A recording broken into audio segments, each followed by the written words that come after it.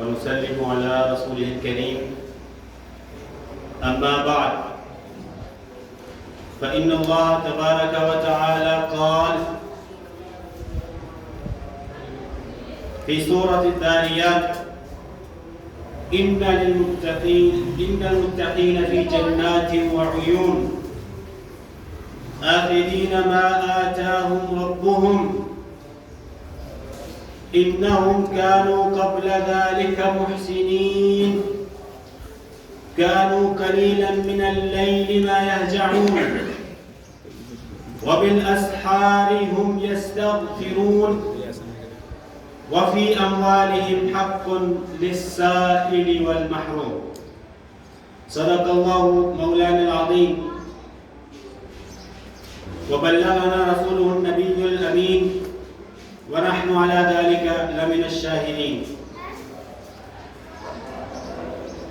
سامعین جی وقار، اللہ رب العزت کا بے پناہ لطف اور کرم ہے کہ اس کی توفیق سے آج ایک دفعہ پھر ہم اس کے حضور اس کے گھر میں رمضان المبارک کی ان مبارک ساعتوں میں، جمعہ المبارک کی مبارک ساعتوں میں اس کے حضور جمع ہیں.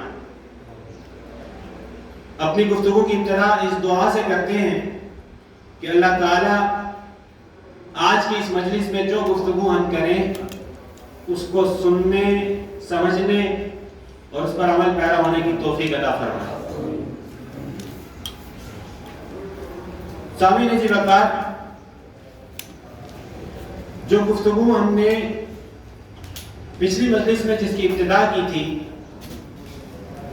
آج بسم اللہ تعالی اللہ کی رحمت سے اس کی توفیق سے کوشش کریں گے آج ہی انشاءاللہ اس گفتگو کو وائنڈ اپ کرنے کی، اس کو مکمل کرنے کی.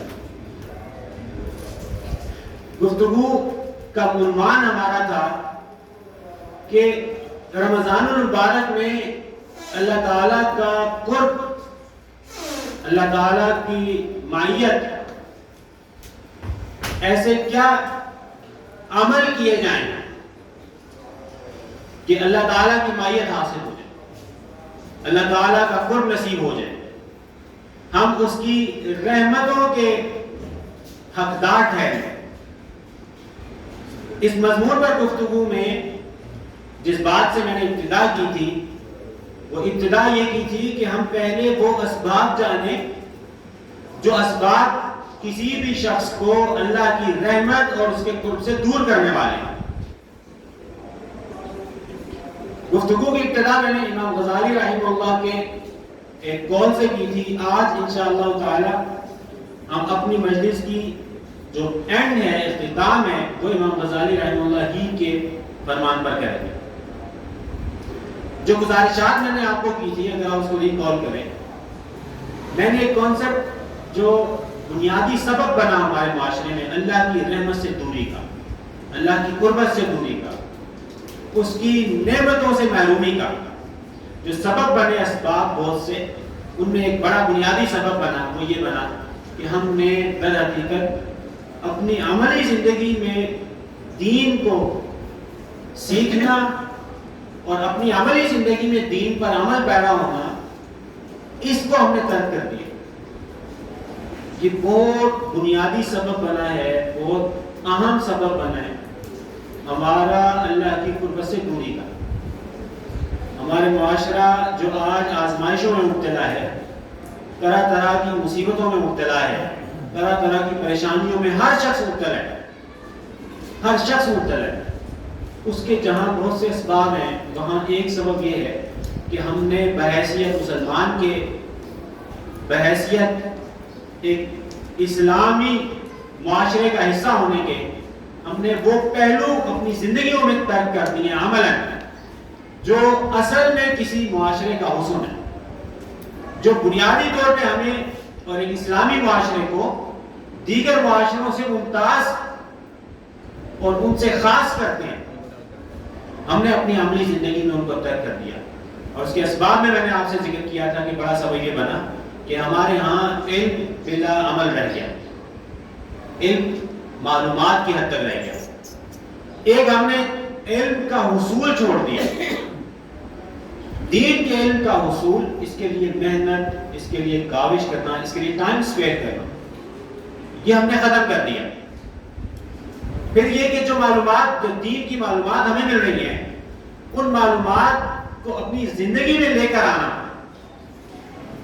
ان لیٹر اینڈ اسپرٹ، ان کو اپنی زندگی میں اس کو عمل درآمد کروانا، وہ ہم نے چھوڑ دیا۔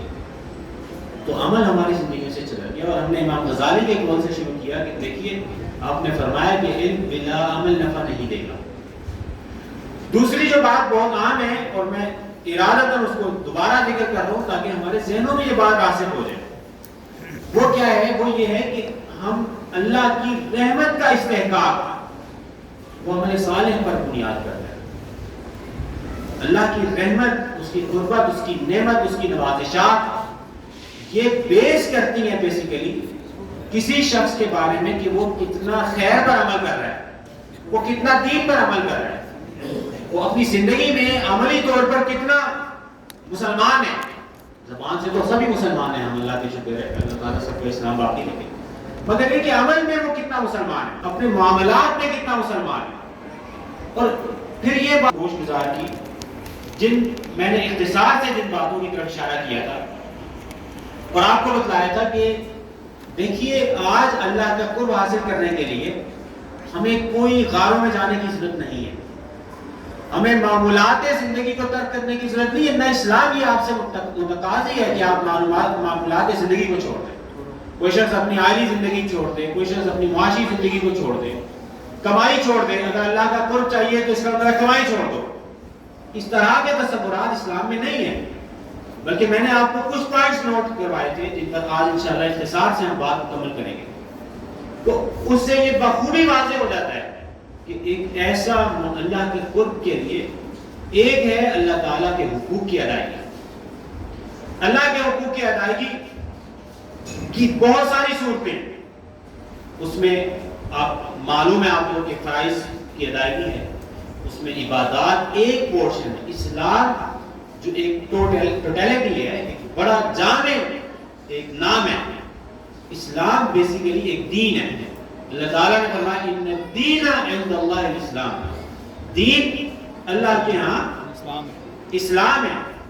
اور صاحبان علم جانتے ہیں، اور ہمارے شیخ موجود ہیں ماشاءاللہ علامہ طارق صاحب، یہ آپ کو بتلاتے رہتے ہوں گے کہ ایک مس کنسپٹ ہمارے یہاں ہے۔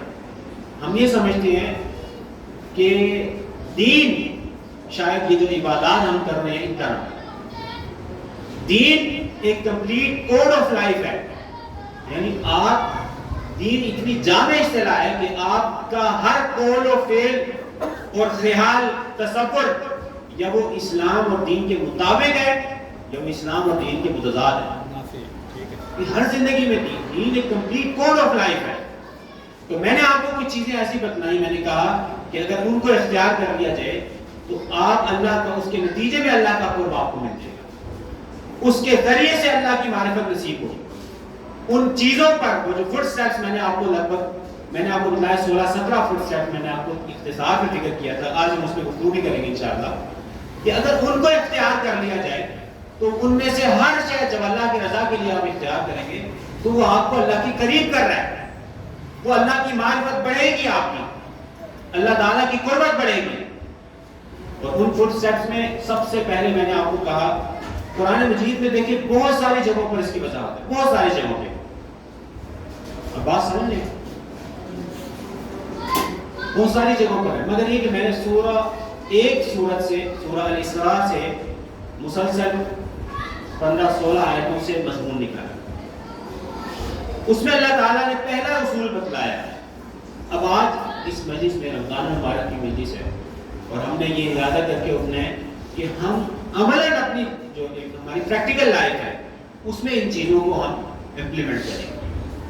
بتائیں ایسا ارادہ ہے آپ کو؟ انشاءاللہ اللہ کی رحمت سے یہ ہم دعا کرتے ہیں کہ اللہ تعالیٰ رمضان المبارک کی اس مبارک ساعتوں میں اللہ کے حضور ہم دعا کرتے ہیں کہ اللہ تعالیٰ آج جو ہم سیکھنے جا رہے ہیں ہم معاشرے میں اس کو انفورس کریں۔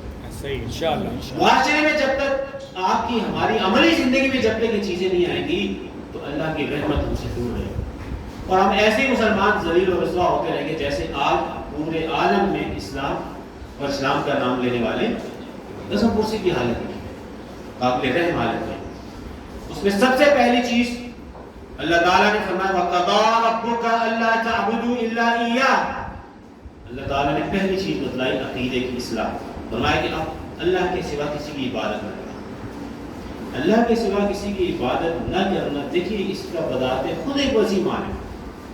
جو آپ کہتے ہیں نا، جو آپ اللہ کو خدا مان لیتے ہیں اور اس کی عبادت کا عہد اور پیما کر لیتے ہیں اپنے ساتھ اور اللہ کے ساتھ، اس کا مطلب ہے کہ اس کی ذات پر توکل پیدا کریں، اس کی اطاعت شعاری کریں، اس کی فرما برداری کریں، اطاعت گزاری کریں اس کی۔ اللہ تعالیٰ نے جو کہہ دیا ایسے کرو، اس کو اختیار کریں۔ جس کے بارے میں کہا کہ دیکھو یہ چیز ہلاکت ہے، اس میں مت پڑو، ان کا ذکر آگے آ رہا ہے، تو اس سے عہد کر لیں کہ بھائی یہ کام میں نے نہیں کرنا اپنی زندگی میں۔ صرف یہ چیز اگر انسان اس نیت کے ساتھ عمل کا ارادہ کر لیتا ہے تو اللہ کے قرب کا بھی استحقاق ہے، اللہ کے رحمت کا بھی استحقاق اس کو ہے۔ پہلے فرمایا کہ عبادت اللہ کی جائے، پھر فرمایا وَبِالْوَالِدَيْنِ إِحْسَانًا، مصدر بمعنی امر ہے، ہمارے شیخ جانتے ہیں علامہ صاحب۔ احسان کا مطلب احسنو ہے، جو امر کی جو چیزیں ہیں، جو صورتیں ہیں، 4 صورتیں، اس میں ایک صورت کیا ہے، مصدر کی کبھی امر کے لیے آتا ہے۔ تو فرمایا کہ والدین کے ساتھ بھلائی کرو۔ اب ہم دیکھ لیں، ہمارے ہاں ہم چھوٹے بڑے سبھی بیٹھے ہوئے ہیں کہ ہمارے ہاں بزرگوں کا اکرام کتنا معاشرے میں رہ گیا۔ دیکھیں اگر اکرام نہیں ہو رہا تو ہم اللہ کی رحمت سے دور ہو رہے ہیں نتیجے میں۔ فرمایا کہ احسان کرو، والدین کے ساتھ بھلائی کرو، اور فرمایا کہ جب کوئی ایک یا دونوں تمہارے ہاں بڑھاپے کی عمر کو پہنچیں، تو جب بڑھاپے کی عمر کو پہنچ جائیں تو پھر اس تک انہیں نہ کہو۔ سامعین سے بتا اس بات کو غور سے سمجھیے، ہمارے اور عمل کیا ہو رہا ہے؟ عمل یہ ہو رہا ہے کہ ہمارے اوڑے ہاؤسز بننا شروع ہو گئے، قابل یہ تشویشناک صورتحال ہے۔ ہمارے ہاں جو ایک خاص عمر کو پہنچتا ہے، ریٹائرمنٹ کی عمر کو پہنچتا ہے، اس کو گھر سے باہر نکال دیتے ہیں۔ آپ چوکوں چوراہوں پر دیکھتے ہیں کتنے ایسے بزرگ ہیں، واریش بزرگ ہیں کہ گھروں سے باہر نکالا ہوتا ہے۔ ایک عزیزہ ہمارے کام کرنے آتی تھی، انہوں نے بتایا ان کے جب بیٹوں کا اور پوتوں کا زمانہ آیا تو انہوں نے انہیں گھر سے باہر نکالا دیا، وہ کام کرتے ہیں۔ یہ اسلامی معاشرے میں ہو رہا ہے۔ تو ہمیں یہ سوچنا ہے کہ بھئی اس طرح کا برتاؤ کر کے اپنے بزرگوں کے ساتھ، ایک حدیث شریف میں آتا ہے حضور نے فرمایا ترزقون بِدُعَافَائِکُم، کہ جو تمہارے بزرگ لوگ ہیں، عمر رسیدہ لوگ ہیں، انہی کی وجہ سے تمہیں رزق دیا جاتا ہے۔ ایک روایت میں آتا ہے، اسی روایت کا تسلسل ہے، فرمایا تمطرون بِہِم، ان کی وجہ سے تم پر بارشیں برسائی جاتی ہیں۔ بزرگوں کی بزرگ اللہ کی نعمت ہے۔ اسلام، اللہ کا رسول تو آپ کو کہہ رہے ہیں کہ اپنے بزرگوں کا اکرام کریں، ریسپیکٹ کریں، اور جب بڑھاپے کو پہنچے تو اف بھی نہ کہیں۔ اور ہمارے معاشرے میں عمل یہ ہو رہا ہے کہ ہم گھروں سے نکل رہے ہیں، تو بتلائیں اللہ کی معرفت، اللہ کی قربت، اس کی معیت، اس کی رحمت ملے گی؟ نہیں مل سکتی۔ اسی لیے معلوم ہے کیونکہ ہمارے یہاں سوسائٹی میں یہ ہو رہا ہے۔ آج ارادہ کریں کہ اس سے ہم نے اپنے آپ کو محفوظ کرنا ہے اور بڑوں کو رسپیکٹ دینی ہے۔ حدیث پاک میں آتا ہے، حضور اکرم صلی اللہ علیہ وسلم نے ارشاد فرمایا کہ ماں باپ کے ساتھ نیک سلوک سے یہ بات ہے، نیک سلوک میں سے ایک بات ہے، نیکی اور بھلائی میں سے یہ شمار ہوگا کہ اولاد ان کے انتقال کے بعد ان کے لیے دعائیں مغفرت کرے۔ اب مجھے ایمانداری سے بتائیں کہ بڑے بھی بیٹھے ہیں اور جونیئر بھی بیٹھے ہیں، سینئر بیٹھے ہیں، والدین تو سب کے جو بڑے ہیں سب کے والدین اللہ کو پیارے ہوئے ہیں ہمارے۔ وہ عرب کہتے ہیں کتبانا موت الکبار، بڑوں کی وفات نے ہمیں بھی بڑا بنا دیا ہے، تو ہمارے بڑے نہیں تو ہم بڑے ہیں، تو جتنے بڑے ہیں حضور نے فرمایا کہ والدین سے بھلائی کا یہ حق ہے کہ آپ ان کے مغفرت کر کے لیے دعا کرتے رہیں، ان کے ساتھ۔ ہم لوگ عمل اصلاح کرتے ہیں، ہم لوگ عمل اصلاح نہیں کر رہے، اس کی بے برکتی یہ آ رہی ہے کہ آخرت کا اعتقاد ہمارے ہاں عمل کم ہو رہا ہے۔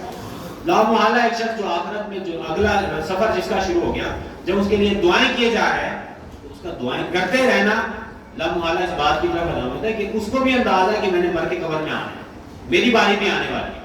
اور جب آپ انہیں بھول جائیں گے، اپنے فوت شدگان کو بھول جائیں گے، تو مطلب ہے کہ آپ دنیا میں ہیں اور آپ یہ احساس بھول گئے ہیں کہ آپ کا وقت بھی آنے والا ہے کسی بھی لمحے. تو یہ چیز فرمایا کہ یہ ماں باپ کے حقوق میں سے ہے کہ آپ اس کا اہتمام کریں.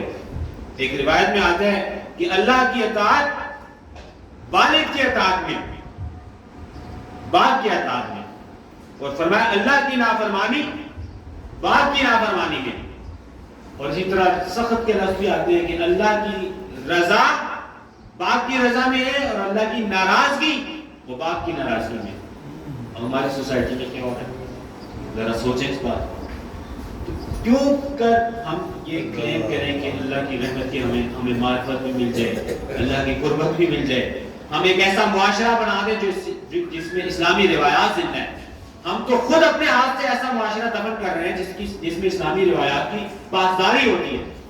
تو اسلامی روایات کی پاسداری تو ہم نے اپنے عمل سے ختم کر دی. ہم پھر کیا شکوہ کریں کسی سے؟ ہمیں اپنا عمل بدلنا ہے. اسی طرح سے دیکھیے اللہ تعالیٰ نے فرمایا کہ قرابت داروں کے حقوق ادا کرو. اچھا، قرابت داروں کے حقوق میں کیا ہے؟ فرمایا وَآتِ ذَا الْقُرْبَى حَقَّهُ وَالْمِسْكِينَ وَابْنَ السَّبِيلِ، کہ جو قرابت دار ہیں، رشتہ دار، کلوز ممبر ہیں فیملی کے، فرمایا ان کو ان کے حقوق ادا کرو. اور صرف انہی کے حقوق پر اکتفا نہیں، فرمایا کہ مساکین جو معاشرے میں بس رہے ہیں، ڈپرائیوڈ لوگ ہیں، جو محروم لوگ ہیں، فرمایا کہ ان کے بھی حقوق ادا کرو. اور جو مسافر ہیں ان کے حقوق ادا کرو. اب آپ مجھے دیکھ لیجیے عمل، ہم جس معاشرے میں رہ رہے ہیں کیا وہاں ان کے اقدار، یہ اسلامی اقدار زندہ ہیں؟ تو پھر ہم کیسے کہہ سکتے ہیں کہ اللہ کی رحمت ملے گی؟ کہ عملاً ہماری زندگی میں اعزہ و اقارب کے حقوق یہ ان کا قتل ہو گیا، صفاق ہو گئے. ہم عمل میں صفاق ہیں، اتنے مفاد کے پیچھے اتنے ہم پیچھے پڑ چکے ہیں مفادات کے، اور مفادات اتنے ہمارے فکر و نظر پہ غالب آ گئے ہیں کہ ہمیں اب وہ جو روایات تھی، قدیم روایات کہ یار رشتہ دار ہے، چلو یار فیملی ممبر ہے، چلو اس کا بھی رسپیکٹ ہے، اس کو اپنے قریب کرنا ہے، اس سے ملنا ملانا ہے، وہ ہمارے ہاں مفادات ایسے غالب آئے ہیں اور دنیا پرستی ایسی غالب آئی ہے کہ وہ نعمت ہم سے محفوظ ہو. آپ دیکھیں نا، آپ اپنے باپ دادا کے زمانوں کو دیکھیں اور ہمارے زمانے کو دیکھیں، کتنا رشتہ داروں کی کتنی عزت اور رسپیکٹ ہوا کرتی تھی اور اکرام تھا اور پوری روایات ہوتی تھی، خاندانی روایات زندہ تھی. ہمارے زمانے میں خاندانی روایات چلی گئی، یہ رشتہ داروں کے ساتھ، اعزہ و اقارب کے ساتھ یہ اس میں سلوک غائب ہو گیا. اس کی وجہ سے ہم معاشرے میں بے برکتی ہیں. آج ارادہ کریں کہ اللہ تعالیٰ کے حضور کے ہم ایک ایسا معاشرہ زندہ کریں گے انشاءاللہ. یہ ارادہ کریں گے یا نہیں؟ انشاءاللہ ایسا معاشرہ پیدا کریں گے، اگلی نسل کو ایسے معاشرے میں دیں گے کہ وہاں ہم اعزہ و اقارب کے حقوق کی پاسداری کریں گے، لحاظ کریں گے، اعزہ و اقارب کے حقوق کا لحاظ کریں گے. اور اعزہ و اقارب کے جو حقوق ہیں اس میں کیا ہے؟ اس میں اگر محتاج ہو جائیں تو ان کی مالی معاونت بھی شامل ہے، ان کی مالی جو معاونت ہے وہ بھی شامل ہے اعزہ و اقارب کے حقوق میں. اور بلکہ اہل علم نے کہا کہ جو صاحب ثروت ہیں ان پر لازم ہے کہ وہ اعزہ و اقارب میں، ریلیٹیوز میں اگر کوئی مالی طور پہ کمزور ہے تو اس کی معاونت کرے، یہ لازم ہے. ہمارے یہاں جو ہے نا وہ سارا کچھ ہی بس ہڑپ کرنے کا جذبہ ہے، سب خود ہی ہڑپ کرنے کا جذبہ ہے، اس کی وجہ سے بے برکتی بھی ہے. اچھا، اسی طرح سے فضول خرچی ہے، اس کا بھی میں نے آپ کو ذکر کیا تھا. اللہ تعالیٰ نے فرمایا وَلَا تُبَذِّرْ تَبْذِيرًا، فرمایا کہ تم فضول خرچی نہ کرو، اسراف نہ کرو. اسراف سے اللہ رسول نے منع فرما دیا. اور یہاں تک کہ فرمایا ان المبذرین کانوا اخوان الشیاطین، کہ جو اسراف کرنے والا طبقہ ہے، فضول خرچی کرنے والا ہے، فرمایا کہ یہ شیطان کے بھائی ہیں. یہ بات دیکھ لیجیے، آپ اپنے معاشرے کو بھی دیکھتے رہیں، ہمارا عمل بھی دیکھتے رہیں، اور یہ بھی آپ اللہ رسول کی تعلیمات بھی دیکھتے رہیں. یہ شیطان کے بھائی ہیں، اللہ نے فرمایا. میں آپ کو اس پہ ایک حدیث سناتا ہوں. حضرت عائشہ، یہ آپ نے سنا؟ اب میں آپ کی بات کرتا ہوں. متقین آپ میں سے، ہم میں سے ہر ایک کا جذبہ ہے نہیں کہ تقوی اختیار کرے؟ انشاءاللہ ہے نا، انشاءاللہ. اللہ تعالیٰ سے دعا بھی ہے کہ رمضان کی ان بابرکت ساتھوں میں اللہ قبول فرمائے اور ہمیں اہل تقویٰ میں شمار فرمائے. آمین. ایک بات ذہن میں رکھ لیں کہ جب تک آپ اپنی معلومات کو علم میں نہیں ڈالیں گے اور اس علم کے متقاضی عمل نہیں کریں گے تو اب تقوی کا اصول دور ہے. بالکل ایسا ہے. بس فیصلہ کر لیں کہ آج سے عمل کرنا ہے انشاءاللہ. اور عمل کیا کرنا ہے میں آپ کو ایک آیت سناتا ہوں. اس پر بات ہم کر رہے ہیں کہ مال کا اس کو انویسٹ کیسے کرنا ہے. آپ کے پاس کیپٹل ہے, پیسہ ہے بہت زیادہ, آپ اس کو کیسے صرف کریں گے کہ وہ تبذیر نہ ہو, اسراف نہ ہو. اس پہ قرآن کی ایک آیت بتلاتا ہوں متقین کے حوالے. اللہ نے فرمایا کہ وہ متقین ایسے لوگ, فرمایا کہ متقین جو میں نے ابتدا میں آیت خطبے میں پڑھی وہ جنتوں میں ہیں اور چشموں میں ہوں گے. اور فرمایا کہ یہ اللہ تعالیٰ نے جو انہیں نعمتیں دی ہیں وہ نعمتیں انجوائے کر رہے ہیں نعمتوں میں. اور ساتھ فرمایا اب اس کی وجہ بتلائی. یہ بات ہم نے سمجھ لی آج کی مجلس میں. نعمتوں کی, جنتوں کی نعمتیں کیوں ہیں؟ فرمایا انہم کانوا قبل ذلک محسنین, یہ لوگ صاحبان احسان تھے, یہ لوگ سراپا خیر بن چکے تھے. یہ معاشرے کے ایسے افراد تھے کہ جن کی ذات سے معاشرے میں خیر ہی پھیلی, کسی کی ذات کو اذیت نہیں پہنچی, کسی کی ذات کو تکلیف نہیں ہوئی, کبھی کسی کا حق نہیں مارا, کبھی کسی کا حق سلب نہیں کیا, کبھی کسی پر ظلم نہیں کیا, ظلم اور ستم کا حصہ نہیں بنے, کسی کی استحصالی نہیں کی. تو فرمایا کہ یہ وہ لوگ ہیں جو معاشرے میں جب زندہ تھے تو یہ احسان کرنے والا طبقہ تھا. کون سا طبقہ تھا؟ احسان کرنے والا. یہ احسان اور بھلائی کرنے والے تو ان کی ذات میں خیر اللہ نے رکھ دی تھی اور ان کی ذات جہاں بیٹھتے تھے سراپا خیر تھی, ہر ایک کو خیر پہنچتی تھی. اور فرمایا اب ان کی صفات بھی بیان کی, ذرا یہ بھی اب دیکھیے ہم میں ہے یا نہیں ہے. اللہ کا قرب مانگ رہے ہیں تو اب اللہ تعالیٰ ہی بتلا رہا ہے کہ دیکھو یہ فٹ سٹیپس ہیں, ان پر عمل کرو گے تو قرب ملے گا. فرما رہا ہے اللہ تعالیٰ ہمارا کانوا قلیلا من اللیل ما یہجعون, رات میں بہت کم سویا کرتے تھے یہ لوگ. رات میں آدھی پہر کو اٹھ کے رات کو سونے سے پہلے نوافل قیام اللیل کرتے تھے, سو کر آدھی رات کو اٹھ کے اللہ کے حضور پھر سجدہ ریز ہوتے تھے, تہجد کی نماز ادا کرتے تھے. تو فرمایا کہ قلیل رات کا بہت تھوڑا وقت جو ہے یہ نیند میں گزارتے تھے. اور ان کا عالم یہ تھا کہ وہ عبادت گزاری میں, اللہ کے تقوی میں, خدا کے حضور سجدہ ریزی میں, اس سے مدد مانگنے میں, اس کے حضور نوافل کی ادائیگی میں, ذکر اذکار میں, سونے سے پہلے قیام اللیل, اور جب سو کے اٹھتے تو تہجد کا اہتمام کرتے. اگر اللہ کا قرب چاہیے ہمیں تو آج ہم نے یہ فیصلہ کرنا ہے کہ یہ فٹ سٹیپس ہیں, یہ ہمارے لیے روڈ میپ ہے. روڈ میپ کیا ہے کہ آپ اور ہم یہ ارادہ کریں کہ رات کی عبادت کو اپنا حصہ بنائیں. اور یہ بہت آسان ہے, بس آپ سونے سے پہلے جب بستر میں جانے کا وقت آئے تو سونے سے پہلے یہ دیکھ لیں کہ کوئی نماز فرض تو نہیں رہ گئی, اس کو ادا کیے بغیر نہ سوئیں, یہ کوئی وقت لازم ہے. اور جب ادا کر لیں تو 2 رکعت سے شروع کریں, صرف 2 رکعت پڑھنے سے پہلے, سونے سے پہلے 2 رکعت پڑھنی ہے, بس یہ زندگی کا اصول بنا. تو آہستہ آہستہ اللہ تعالیٰ اس کو برکت دے دے گا اور ان میں ہمارا شمار ہو جائے گا اور اللہ کی رحمت اور قربت کا بھی استحقاق ہوگا.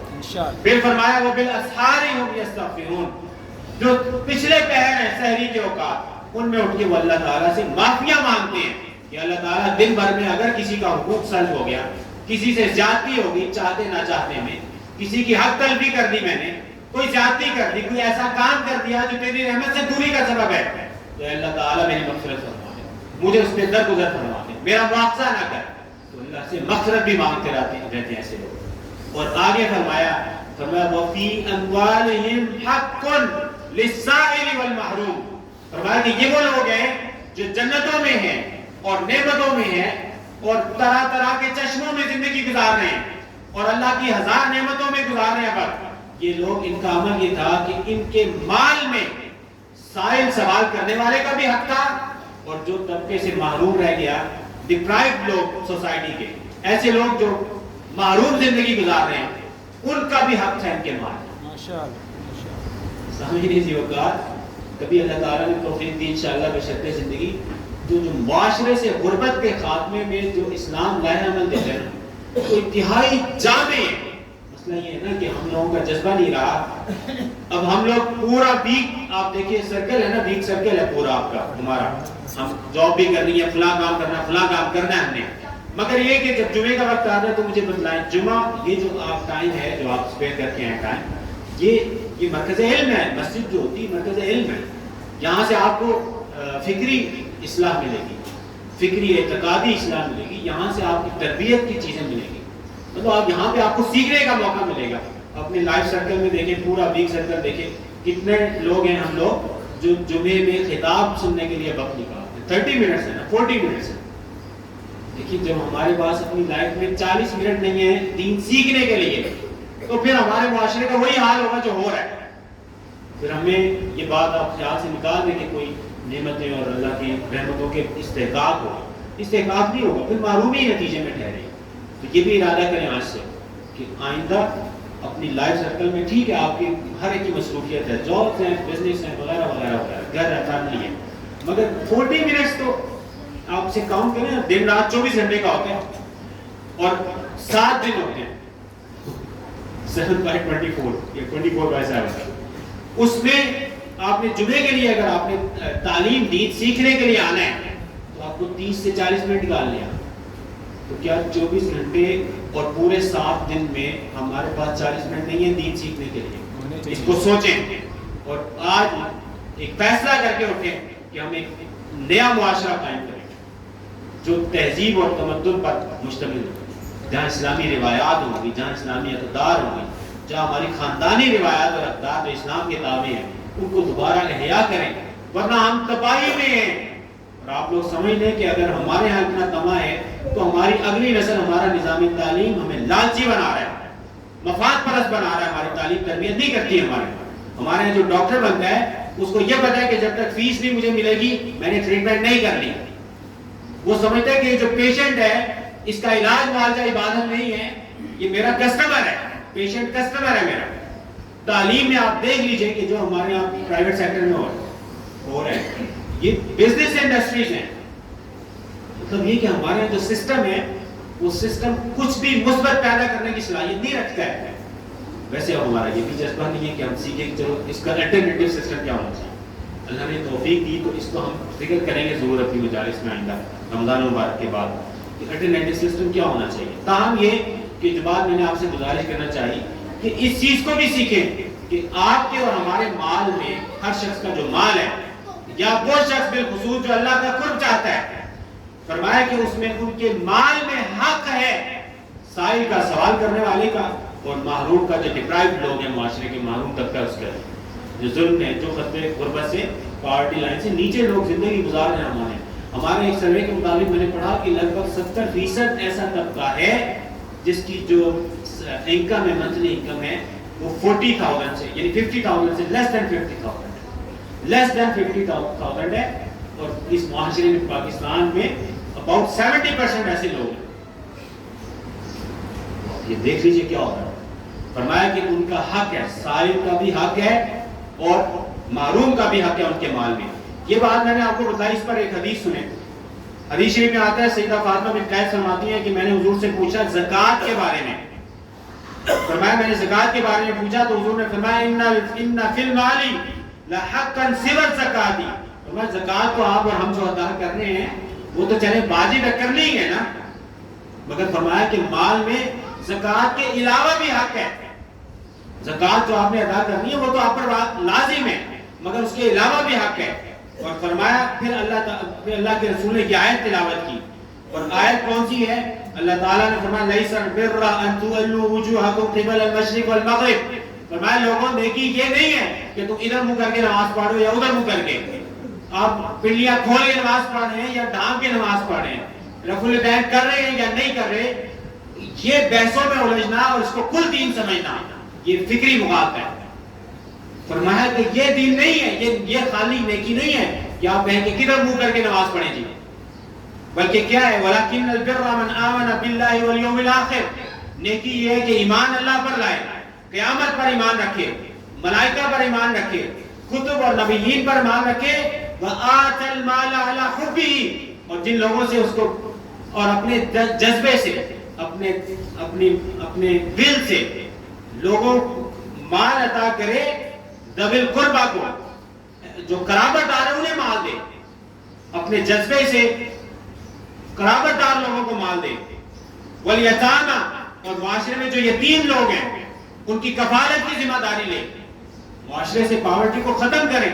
اسلامی نظام اقتصاد ایسا بہترین نظام اقتصاد ہے جو معاشرے سے پاورٹی کو ختم کرتا ہے، انشور کرتا ہے کہ معاشرے میں غربت ختم ہو۔ غربت کا دشمن ہے اسلامی نظام معاش جو ہے نا، نظام اقتصاد، وہ غربت کا دشمن ہے۔ دو چیزیں جمع نہیں ہوتی اس میں کبھی بھی۔ فرمایا اور مال دے یتامہ کو، مساکین کو، اور وابن السبیل مسافروں کو، والسائلین، اور وہ لوگ جو استحقاق رکھتے ہیں، سوال کر رہے ہیں، ان کو بھی مال دیں۔ یہ فرمایا کہ یہ نیکی ہے جو حضور نے فرمایا نا کہ مال میں زکوٰۃ کے علاوہ بھی حق ہے۔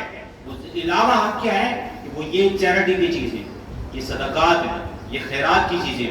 اور مولا علی قاری نے اس پر فرمایا کہ وذالک مثل اللہ یحرم السائل والمستقرض، فرمایا کہ اس کی مثال کیا دی مولا علی قاری رحمہ اللہ نے؟ فرمایا کہ دیکھو مثال یہ ہے کہ آپ کیا کرے وہ کہ جو سوال کرنے والا ہے اور جو قرض مانگ رہا ہے، فرمایا قرض مانگنے والے کو محروم نہ کرے۔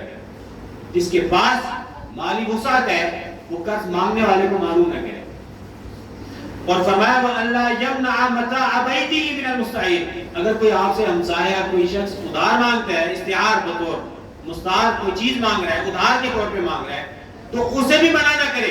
یہ حقوق میں سے ہے، اپنے ہمسائے کو جو چھوٹی موٹی چیزیں ہیں اگر اس کو چاہیے تو فرمایا کہ اس سے بھی معروم نہ کرے۔ اور فرمایا کہ مثال دی کل قدری، جیسے آپ کوئی دیگچی مانگتا ہے ہمسایہ آپ سے، یا گھر کے اندر آپ لوگ فیملی، جہاں فیملی سسٹم ہے وہاں پہ مختلف بھائی رہتے ہیں، کزن ساتھ رہتے ہیں، تو ایک دوسرے کو کوئی چیز پرووائڈ کرنا دینا یہ تقویٰ ہے، یہ اللہ کے قرب کا باعث ہے، اور اللہ کی آیات میں اللہ نے اس کو حکم دیا ہے۔ فرمایا والقصع، ایسی کوئی پیالہ اگر مانگتا ہے تو محروم نہ کریں۔ ولا يمنع احدا الماء والملح والنار، فرمایا کہ اسی طرح سے پانی سے منع نہ کریں۔ اسی طرح سے اگر کوئی نمک مانگ رہا ہے کوئی محلے میں کہ نمک بھجوا دو، اس سے منع نہ کریں، وہ اس کا حق ہے، اس کو دیں۔ اور فرمایا وتخلیص رقاب المملوک، اور اسی طرح سے کیا ہے کہ یتیم کو، ہاں یہ ایک عبارت پوری رہ گئی، اور فرمایا صلہ رحم کرنا، صلہ رحمی کریں اور بھلائی کریں یتیم کی طرف۔ ہمارے معاشرے میں یہاں چائلڈ لیبر دیکھیں کتنی زیادہ عام ہوگی، تو کیا جو مالی طور پہ متمول ہے، مالی طور پہ ثروت، صاحب ثروت ہے، وہ اپنے ذمہ نہیں لے سکتا کسی بچے کی تعلیم؟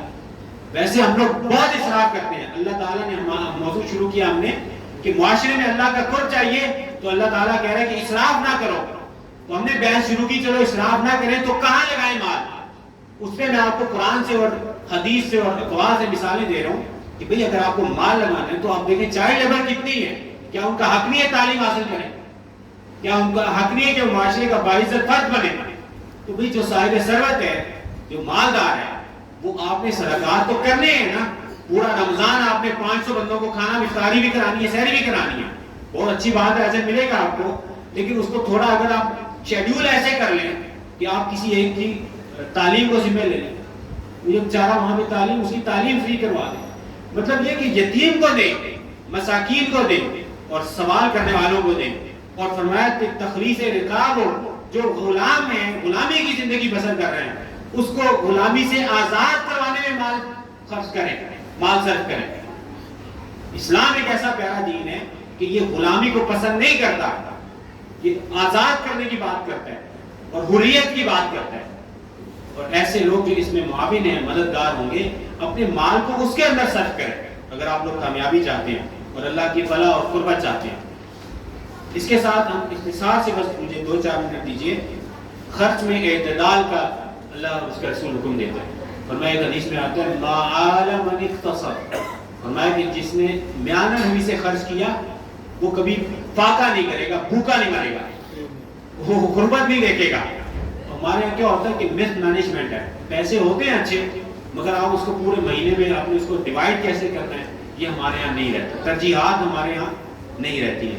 اس کا اہتمام کرنا چاہیے، اور اس میں کئی اور باتیں بھی ہیں کرنے کی، مگر ہم فیصلہ کر چکے تھے کہ مضمون مکمل کریں گے، تو اس پہ میں آپ کو گفتگو کے اختتام پہ دوبارہ امام غزالی رحمہ اللہ کا قول سنانا چاہتا ہوں۔ اس میں مجھے آپ 2-4 منٹ دیں، اور اس میں امام غزالی رحمہ اللہ کا فرمان ہے۔ پہلے آپ کو میں نے کل لاسٹ گفتگو میں بتلایا کہ عمل، علم نافع ہے جب عمل ہو. اور میں نے آپ کو بتایا کہ اللہ کی رحمت ملے گی جب عمل صالح کریں گے. اور اب میں آپ کو بات جہاں اختتام کرنے جا رہے ہیں وہ کیا کرنے جا رہے ہیں وہ یہ ہے کہ اجر کا مدار بھی عمل پر ہے. اس پہ ایک بات سن لیجیے. امام حسن بصری فرماتے ہیں, اس کو امام غزالی رحمۃ اللہ لے کر آئے ہیں البلد میں, فرماتے ہیں اے اللہ کے بندوں,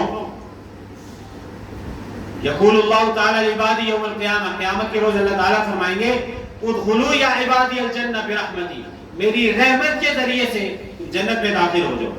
وَاقْتَسِمُوهَا بِقَدْرِ أَعْمَالِكُمْ, اور جو تمہارے اعمال ہیں جو تم نے زندگی میں کی ہے دنیا میں, درجہ بندی جنت میں درجوں کی تقسیم فرمایا کہ وہ اعمال کے درجے کے مطابق ہو.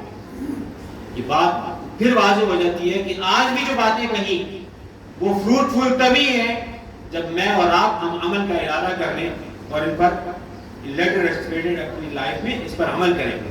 امام حسن بصری فرماتے ہیں کہ حضور نے فرمایا طلب الجنی, ان کا اپنا قول ہے. امام حسن بصری تابعی ہے اور زہد اور ورع کے اعتبار سے آپ سید التابعین ہیں, زہد اور ورع کے اعتبار سے. اسی طرح سے فقہ اور احکام کی معلومات کے اعتبار سے اور سعید بن مسیب ہیں, وہ تابعی ہیں. ان میں تفاوت ہے مگر زہد میں آپ سب سے اونچے درجے میں. فرماتے ہیں طلب الجنت بلا عمل, ہم اس پر بات ختم کرنے جا رہے ہیں. اب جو میں نے آپ کو ساری بات بتلائی, اگر ہم اس پر عمل نہیں کریں گے اور آج یہ عہد نہیں کریں گے کہ ایک نیا معاشرہ جنم دینا ہے, ایک ایسا معاشرہ جنم دینا ہے جہاں اسلامی اقدار زندہ کریں گے, جہاں اسلامی روایات زندہ کریں گے, جہاں خاندانی جو قدیم مقدس روایات چلی آئی ہیں, جہاں حیا ہے, جہاں لحاظ ہے, جہاں ایک دوسرے کا ادب اور احترام ہے, ایک دوسرے کا اکرام ہے, جہاں ایک دوسرے کے حقوق کا خیال ہے. اسلامک سوسائٹی اور ایک جو نان اسلامک سوسائٹی ہے اس میں بنیادی فرق کیا ہے کہ اسلامک سوسائٹی بیس کرتی ہے حقوق کی ادائیگی پر, اور جو ویسٹرن ورلڈ میں ہے وہاں پہ وہ لوگ بیس کرتے ہیں اپنی سوسائٹی میں ڈیمانڈ آف رائٹس کی, وہ حقوق کے طلبی پر بیس کرتے ہیں. انہیں کہا جی میرا آپ فلاں بھی ادا کرے, فلاں ہمسایہ اونچی آواز میں میوزک لگا رہا ہے اس پہ کیس کروا دوں گا میں, فلاں ہمسایہ مجھے تنگ کر رہا ہے اس کو میں جیل میں بھجواؤں. مطلب یہ کہ وہاں ڈیمانڈ آف رائٹس ہے نا, حقوق طلبی. اسلامی معاشرے کا حسن یہ ہے کہ یہ بیس کرتا ہے, بنیاد ہے اس کی حقوق کی ادائیگی پر. اب ہم نے ایسا معاشرہ پیدا کرنا ہے, آج سے ارادہ کریں اگلے رمضان تک جو رمضان کی برکات ہیں وہ عمل نظر آنی چاہیے. اور اس پر بات ختم کرتے ہیں. امام حسن بصری فرماتے ہیں, فرمایا طلب الجنت بلا عمل ذنب من الذنوب, فرماتے ہیں کہ بلا عمل کیے, یہ جو ہم لوگوں کا خیال ہے کہ جنت بھی ہماری اور فلاں بھی ہمارا, کوئی اللہ میاں سے ایگریمنٹ کیا ہوا ہے یا کوئی پتہ نہیں کوئی پھونک مار کے چھو کر کے جنت میں چلے جائیں گے, یہ مس انڈرسٹینڈنگ ہے. اپنے تصورات ٹھیک کریں. امام حسن بصری نے فرمایا طلب الجنت بلا عمل ذنب من الذنوب, کہ اگر آپ عمل کے بغیر جنت کا مطالبہ کیے ہوئے ہیں تو فرمایا یہ گناہوں میں سے ایک گناہ ہے. یہ گناہوں میں سے ایک گناہ ہے کہ آپ عمل کو کچھ بھی کرنے کو تیار نہیں ہیں, نہ اپنی زندگی بدلنے کو تیار ہیں, نہ اپنے احوال بدلنے کو تیار ہیں, نہ اسلامی اقدار کی پاسداری کو تیار ہیں, نہ اپنی زندگی میں ان کے حیا اور لحاظ کو تیار ہیں, نہ آپ چاہتے ہیں کہ معاشرے میں ان کا نفاذ ہو. عملاً تو آپ کچھ بھی کرنے کو تیار نہیں ہیں مگر یہ کہ جنت مل جائے, بس ہم رسول اللہ کے جنت رسول اللہ. ہمارے تصورات اصلاح کرنے کی ضرورت ہے. امام حسن بصری نے فرمایا کہ جنت بلا عمل مطالبہ, فرمایا کہ یہ ذنوب ہے میں سے, گناہوں میں سے ایک گناہ ہے. اور حضور اکرم صلی اللہ علیہ وسلم نے فرمایا کہ حاسبوا انفسکم قبل ان تحاسبوا, اے لوگوں اس سے پہلے کہ تمہارا محاسبہ کیا جائے اور دائی اجل آ جائے اور تمہیں زندگی تمہاری ختم ہو جائے اور دارالعمل سے رخصت ہو جاؤ, فرمایا کہ تم فرمایا کہ اپنا خود محاسبہ کر لو. آج جو ہم مجلس میں بیٹھے ہوئے ہیں یہاں رمضان المبارک کی اس مبارک ساتھ میں, آپ ہم سب ارادہ کریں کہ آج سے ہم اپنا محاسبہ کریں گے. تو دیکھیں نا, کراس چیک تو کریں نا بھئی. اگر آپ کو کوئی کسی پازیٹیو وے میں اگر آپ کو موو کرنا ہے تو جب تک آپ کراس چیک نہیں کریں گے اپنے آپ کو, اپنا محاسبہ نہیں کریں گے تو کیسے آپ کو پتا چلے گا ہاں یہ ٹھیک ہے یہ غلط ہے, یہ رویہ ٹھیک ہے یہ رویہ غلط ہے, تو آپ کیسے ہم آگے بڑھیں گے. حضور نے فرمایا حاسبوا انفسکم قبل ان تحاسبوا, فرمایا وزنوا اعمالکم قبل ان توزنوا, اور جو تم نے عمل کر رکھے ہیں ان کو وزن کر لو، ان کو کاؤنٹ کر لیں، ان کا محاسبہ کر لیں، ان پر نظر رکھیں کہ میں نے جو عمل کیا ہے اس کا ویٹیج کیا ہے. میں نے خالی بس نعرے پر گزارا کر لیا ہے یا یہ کہ عملاً میں نے یہ فیصلہ کر لیا ہے کہ میں نئے اسلامی معاشرے کی بنیاد رکھوں گا. میں نے یہ ارادہ کر لیا کہ یہ رمضان سے اگلے رمضان ایک ٹاسک میں نے اپنے لیے روڈ میپ بنا لیا. کیا کہ میں نے ہر جمعے کو گفتگو میں آنے، گفتگو سننی ہے، تعلیم لینی ہے، تربیت لینی ہے. اور تعلیم تربیت لے کے میں نے اپنے جو جونیئرز ہیں آپ کے ساتھ لوگ ہیں اپنے گھر میں وہ تعلیم اور تربیت عام کرنی ہے. اور گھر سے اپنی ذات سے گھر سے شروع ہو کے اپنے معاشرے کو ایک اسلامی معاشرہ بنانا جہاں اقدار کا حیا ہو، پاسداری ہو. حضور اکرم صلی اللہ علیہ وسلم نے یہ حدیث شریف ترمذی شریف میں آئی ہے. سامعین اسی وقت دیکھیے اس باب میں کہنے کو بہت کچھ ہے، بہت کچھ ہے. ایک روایت سناؤں آپ 2 منٹ لیں. امام غزالی رحمۃ اللہ علیہ کرائے کہتے ہیں ایک شخص تھا، اس نے عبادت کی. یہ ہمارے رویے بھی ہم نے دیکھا. ایک شخص تھا، وہ بنی اسرائیل کا عبادت گزار تھا. اس نے فرماتے ہیں 70 برس عبادت کی، 70 عام 70 برس عبادت کی. اب اللہ تعالیٰ کی ذات کو تو پتا تھا کہ یہ مخلص ہے. اللہ تعالیٰ نے فرمایا خواہش کی کہ چلو فرشتوں کو چیک کرواتے ہیں کہ فرشتوں کو پتا چلے کہ میرا بندہ کتنا مخلص ہے عبادت میں. اللہ تعالیٰ نے فرمایا کہ ملائکہ سے کہ کسی فرشتے کو بھیجا، جاؤ دیکھو اس کو، اس سے کہو کہ بھئی تو نے اتنی عبادت کی ہے، اللہ تعالیٰ فرماتا ہے کہ تو جنت میں داخلے کی لائق ہی نہیں ہے. 70 سال عبادت کی اس نے، 70 سال فرمایا کہ جنت میں داخلے کی لائق ہی نہیں ہے. اب جب اس عبادت گزار شخص سے بات پہنچی تو اس نے جو جملے کہے وہ ہمارے لیے آج کی مجلس میں نصیحت ہے. فرمایا اس شخص نے کہا نحن خلقنا للعبادہ، ہمیں اللہ تعالیٰ نے پیدا اس لیے کیا ہے کہ ہم اس کی عبادت کریں، اس کی بندگی کریں، اس کے احکام کی بجاوری کریں، اس کے احکامات پر عمل کریں. اور فَيَنْبَغِي لَنَا أَن نَعْبُدَهُ، ہمارے ذمہ یہ ہے کہ ہم ہر حال میں اس کی عبادت کرتے رہیں. اور فرمایا فَلَمَّا رَجَعَ الْمَلَكُ، اب جب فرشتہ یہ واپس چلا گیا یہ بات سنا کے اور اللہ کے بارے میں اللہ نے فرمایا اس نے کیا کہا. اس فرشتے نے کہا اللہ تعالیٰ تو جانتا ہے کیا کہا. اللہ نے فرمایا بتاؤ کیا کہا. تو اس نے کہا کہ اللہ تو اس نے واقعہ بتایا. تو اللہ تعالیٰ نے فرمایا اِذَا هُوَ لَمْ يُعْرِضْ عَنْ عِبَادَتِنَا، جب اس شخص نے 70 سال عبادت کر کے اور ٹھکرائے جانے کا پیغام سن کے اپنی عبادت ترک نہیں کی، ہماری عبادت ترک نہیں کی، فَنَحْنُ مَعَ الْكَرَمِ لَا نُعْرِضُ عَنْهُ، ہم اپنے اس جود اور کرم کے ساتھ اور رحمت کے ساتھ ہم بھی اس شخص سے اعراض نہیں برتیں گے، اس سے منہ نہیں موڑیں گے. سامعین اسی وقت دیکھیے ہماری عادت یہ ہے کہ ہمارے ہاں جب مصیبت آتی ہے تو عبادت ہوتی ہے. مصیبت سے پہلے ہمیں عبادت کی کوئی عمل میں روٹین لائف میں عبادت کا کوئی جذبہ نہیں ہے. پیسے پھنس جائیں کہیں، بچوں کے پیپر آ جائیں گے تو وہ جناب سب تاجر گزار بن جائیں گے، اور نعمت نہ ملے تو ہم شکوے شروع کر دیتے ہیں اللہ سے. اور اس بنی اسرائیل کے عبادت گزار کا حال دیکھیے کہ 70 برس عبادت کے بعد جب ٹھکرایا گیا تو اس نے اللہ کی عبادت سے اعراض نہیں برتا. اس میں ہمارے لیے سبق ہے کہ ہم تھوڑی سی عبادت کرتے ہیں اور چاہتے ہیں کہ ہمیں نتیجہ ملے، اور نہ ملنے پر ہم اللہ کے حضور شاکر ہو. یہ رویہ ہمیں بدلنا ہے انشاءاللہ. اللہ تعالیٰ کے حضور دعا ہے کہ آج کی مجلس میں جو کہا اور جو سنا اس پہ عمل کیا اللہ توفیق نصیب فرمائے. وما علیہ الا البلاغ.